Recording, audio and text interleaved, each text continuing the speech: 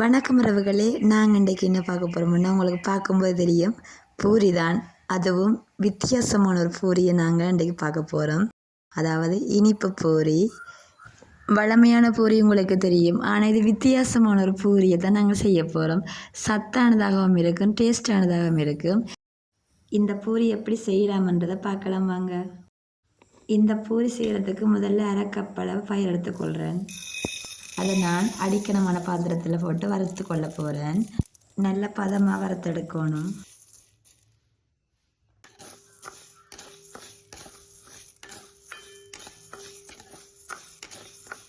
பயரை வறுக்க கைவிடாமல் வறுக்கணும். அப்படி நாங்கள் தொடர்ந்து வறுக்காட்டி பயர் எரிஞ்சிடும்.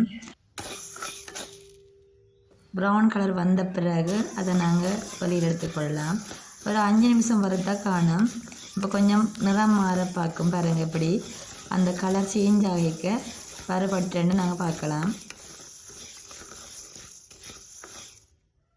இந்த பதம் ஓகே, வறுபட்டுட்டு பயறு வறுத்து கொஞ்சம் நேரம் நாங்கள் ஆற விடுவோம். அதை அடுத்ததாக ஒரு பாத்திரம் எடுத்து அதில் ஒரு கப் அளவு ஒரு சுண்டு கோதுமை மாவு எடுத்துக்கொள்கிறேன்.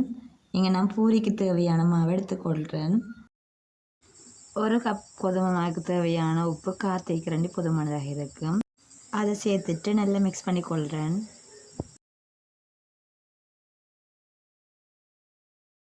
பூரிக்குள்ளே கேட்க நாங்கள் கொஞ்சமாக எண்ணெய் விடணும். எண்ணெய் விட்டால் நல்லா சாஃப்டாக வரும். அதுக்காண்டி கொஞ்சமாக எண்ணெய் சேர்த்துக்கொள்ளுவோம்.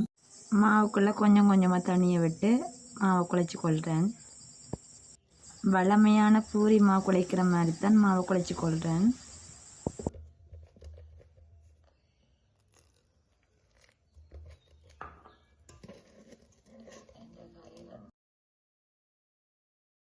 பூரிக்கு மாவு குழைக்க கைகளால் நல்லா பிசைஞ்சு குழைக்கணும். அப்படி பிசைஞ்சு குழைக்க தான் பூரி நல்லா சாஃப்டாக வரும், நல்லா மிருதுவாகவும் இருக்கும், சாப்பிட்றதுக்கு நல்லா டேஸ்டாகவும் இருக்கும்.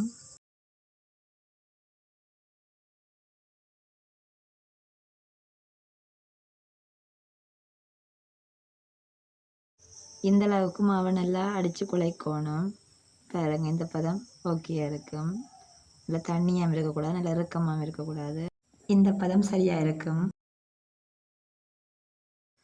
மாவை குழைச்சிட்டு ஒரு 10 நிமிஷத்துக்கு நாங்கள் வைக்கணும். அதுக்கு பிறகு தான் பூரியை சுட்டெடுக்கணும். வறுத்தெடுத்த பயரை சின்ன உருளைக்கில் போட்டு அதோட கோதை கலட்டணும். உருளைக்கில் போட்டு கொஞ்சமாக நைஸ் அடித்தோம்னு சொன்னால் அதோட கோதை தண்டை பாட்டு கலண்டு வந்துடும்.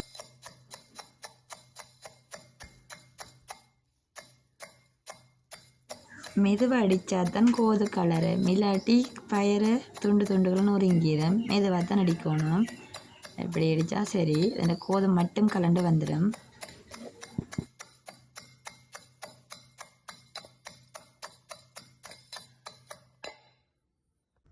பார்த்தீங்களா, இதில் இருக்கிற எல்லா கோதும் கலண்டு வந்துட்டு கோதை பிடிச்சி எடுக்கணும்.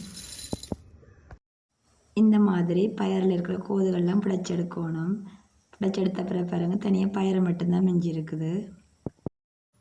அடுத்ததாக தேங்காய் பூவும் வறுத்து கொள்ளுவோம். கொஞ்சம் பூ காணும், இளம் காணும். இதை நான் பயறு வறுத்த பாத்திரத்திலே வறுத்து கொள்கிறேன். தேங்காய் பூ கொஞ்சம் வறுபட்டு வர 2 ஏலக்காயை சேர்த்துக்கொள்கிறேன். ஏலக்காய் சேர்த்துட்டு 1 நிமிஷம் வரைக்கும் வறுத்தா போதுமானதாக இருக்கும். இந்தளவு வறுபட்ட காணும்.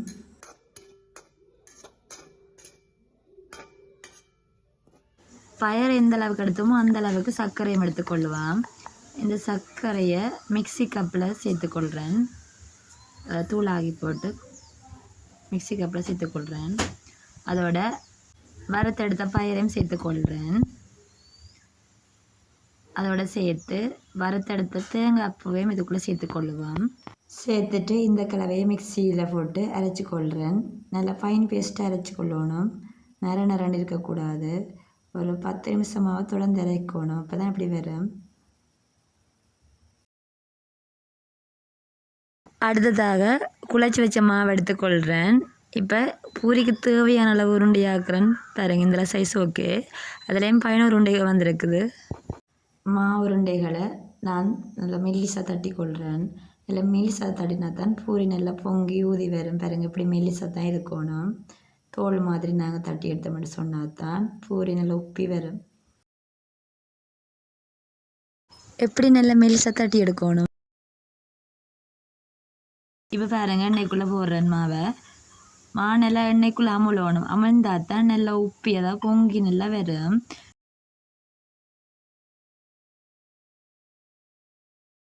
பார்த்தீங்களா எப்படி பூரி வந்திருக்குன்னு சொல்லி. இப்படி எல்லா பூரியையும் சுட்டெடுத்து கொள்ளணும்.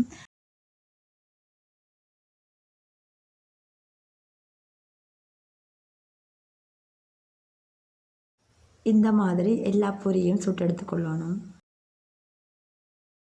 அடுத்ததாக 100 கிராம் அளவு சர்க்கரை எடுத்துக்கொள்கிறேன். அந்த சர்க்கரைக்குள்ளே கொஞ்சமாக தண்ணியை விட்டுக்கொள்கிறேன். இந்த அளவு தண்ணி போதுமானது. தண்ணி சூடாக சர்க்கரை கரைஞ்சி வரும். அப்போ அதில் நாங்கள் பாகுபதம் பார்த்தோம்னு சொன்னால் கொஞ்சம் ஒற்றை தன்மை அளவு இருக்கணும். அப்படி இருந்தால் பாகுபதம் ஓகேயாக இருக்கும். இது சரியாக இருக்கும். இதை பாருங்கள், இது சர்க்கரை போட்டு அரைச்ச பயத்தமாக இதை எடுத்துக்கொள்கிறேன். இப்போ என்ன செய்யப்படுறோம்னா பொரிச்சு எடுத்த அந்த பூரியில் சர்க்கரை பாவை பூசிக்கொள்கிறேன். உட்பக்கமாக பூசிக்கொள்கிறேன். அதுக்குள்ளே பயத்தமாவை சேர்த்துக்கொள்கிறேன்.